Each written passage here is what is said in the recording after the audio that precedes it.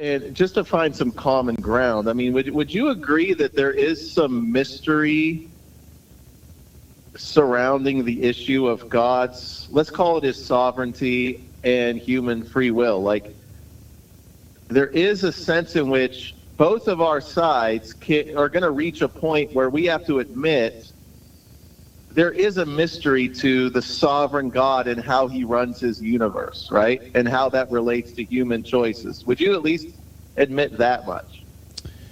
There is definitely mystery in some of those aspects.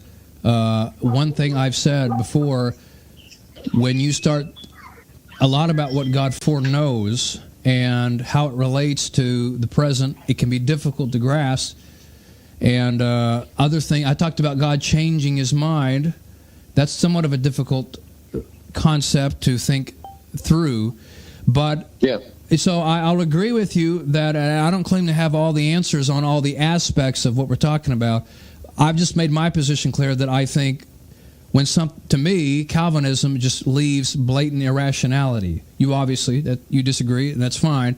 But I made my case in the debate. I don't think those things so this is what I'm saying, David. I don't think you need the mystery with compatibilism in the issue, because I don't think it's needed if you don't have determinism. Now, of course, someone like yourself, you say you believe it's in the Bible. Okay, I understand.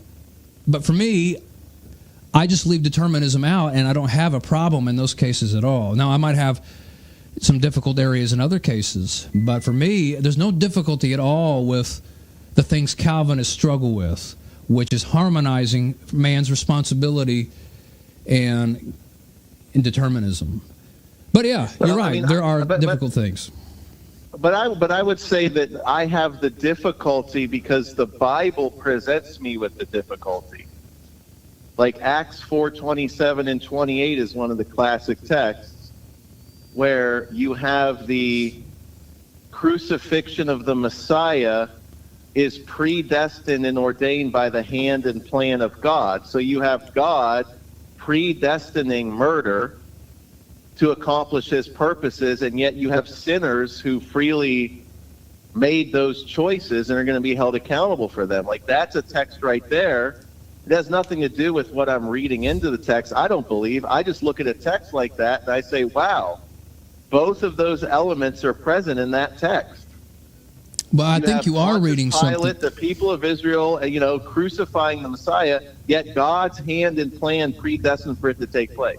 That's right. Well, I do think you're reading something into it, though. I think you're assuming that he determined their motives and intentions. Can God prophesy, plan out, and work through people that have free choices and accomplish his will?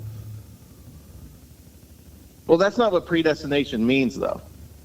Well, predestination means he destines. Well, the word predestination, especially as it relates to atonement, means the atonement itself it was something that he planned before it occurs.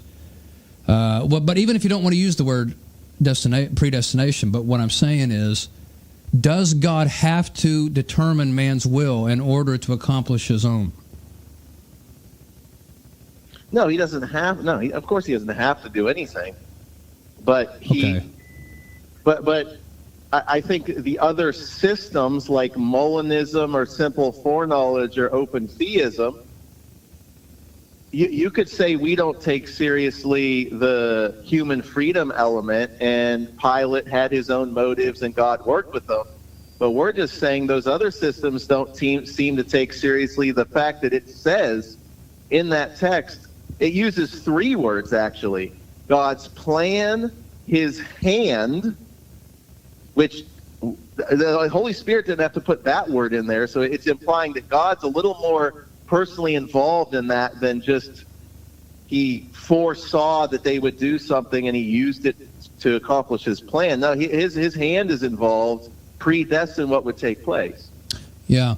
Well, of course, I don't believe it's just him foreseeing it and then using it. I believe he works within it. I'll give you an example. So this was the way and the time in which Christ was crucified in fulfilling God's purpose in the atonement and bringing redemption. But there were other times when people wanted to kill Jesus, but God did not allow it to happen. And however he did that, it doesn't say. I mean, I don't know, but he did it. He knows how to do it.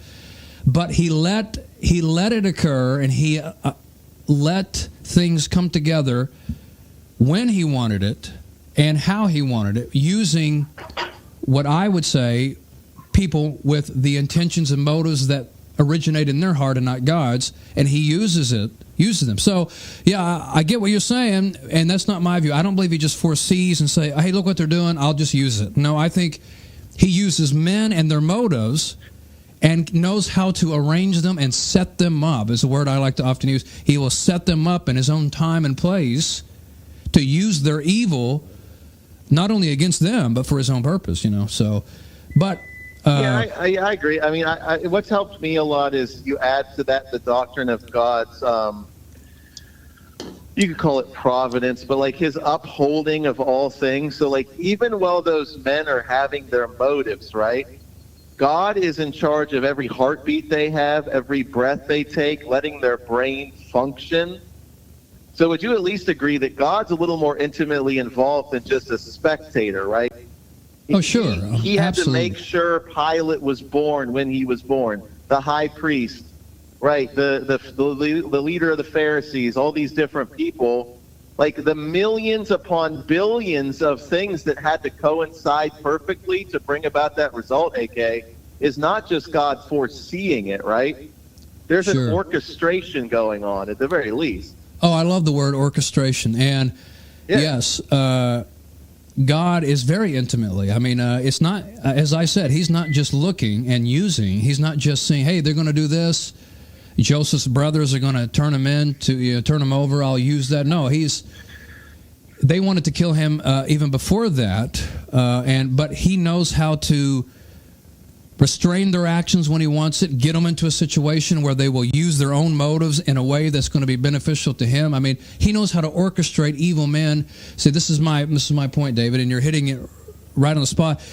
God knows how to orchestrate men to do what he wants, when he wants, without determining their wills, and he could use their evil and their evil motives that originated in their hearts against them and for his purposes, and he doesn't have to determine their motive. But I like what you said just early on when you started making this point, and I think it's really great because you said, well, for me, because I talked about the difficulty you guys have with if you just drop determinism, you would have, but you said, well, but I can't just drop it because it's what the Bible presents. See, that's what I appreciate. See, when I question Calvinists so often on things, I understand they want to attempt to rationalize, and perhaps you, David, think it can be rationalized. Okay, fine. But if they say, well, it doesn't matter if you rationalize it, here's the Bible presenting it, then I think, okay, fine, that's a great answer, because it's two things to say, well, it has to be rationalized, or it can be rationalized, or say, well, AK, what if I can't rationalize it? It's what the Bible says. Well, then we got a different discussion, and we can say that's a great thing to talk about. So ultimately, if a Calvinist, great, no, that's great. I mean, yeah, and I think that go ahead. And I'm not the type of Calvinist. There's many Calvinists out there who want to make this issue of God's sovereignty, his providence, determinism, whatever you want to say, such a central issue to their theology, to the point where they won't even have fellowship with other Christians who don't believe this way they do about this topic. And I'm not like that. Are you talking about a hyper-Calvinist? Yeah, well, not even hyper-Calvinists. It's like we call them cage stage Calvinists sometimes. They're overzealous, and they read A.W. Pink's book called The Sovereignty of God, and that's like the blue pill into Calvinism. If people read it and they get all fired up, because I really want to make this point. I put this issue of free will versus God's sovereignty in the same category as I do the Trinity, the deity of Christ. Like, it's an issue that you're never going to resolve, and I like the word you used, rationally. You're not going to. I think that it's one of those things where the Bible presents that God is one, yet that one being of God is shared by three persons. that Jesus is fully, truly God and truly man in one hypostatic union. I can't explain that rationally. I don't know if you can. I can't. I can attempt to study the Bible and bow the knee to what truth it reveals, but I can't ultimately explain it. I just say I put that in the same category as sovereignty of God, free will. Well, I know what you're saying. I would disagree with being the same category. I do believe the Trinity can be difficult, and I don't expect people to be able to articulate it so greatly. I do believe there's a difference in comprehension and something being irrational. I don't believe it is irrational to say God is in one sense three and in one sense one. There's nothing irrational about that. There is difficulty. Understanding God's eternality is difficult, but it's not irrational. You know, the fact that God self-exists is difficult, but it's not irrational.